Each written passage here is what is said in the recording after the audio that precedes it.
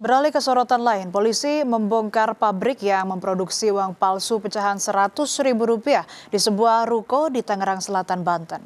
Total polisi menyita uang palsu senilai Rp36 miliar.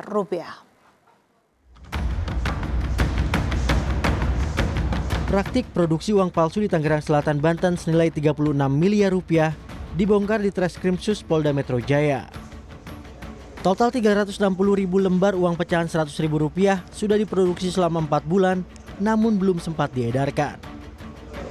4 pelaku ditangkap, 1 merupakan dalang pembuatan uang palsu, dan 2 pelaku lainnya merupakan residivis kasus serupa. Dari hasil penyelidikan, uang palsu ini rencananya akan disebar ke bank swasta dan dicampur dengan uang asli. Di TKP tersebut juga kami bisa mengamankan sejumlah uang palsu senilai 36 miliar. Ya, baik dalam bentuk yang sudah terpotong, yang siap diedarkan, maupun yang dalam masih bentuk, nanti bisa dilihat dalam masih bentuk lembaran. Jadi totalnya ada 360.000 lembar. Ya, 360.000 lembar. Ini kualitas yang kami bisa temukan, ya, ini adalah kualitas grade A.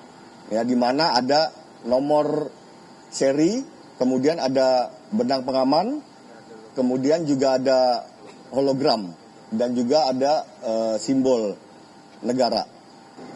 Kami mendapat informasi dari hasil penyidikan kami akan dimasukkan atau didistribusikan kepada salah satu bank swasta. Ya, nanti terusnya akan kami kembangkan. Jadi biasanya dicampur. Ya, antara asli dan palsu akan dicampur. Selain menyita uang palsu, polisi juga menyita alat produksi uang palsu dengan nilai total Rp1 miliar. Polisi akan melakukan pengembangan dan berkoordinasi dengan Bank Indonesia. Tim Liputan Kompas TV.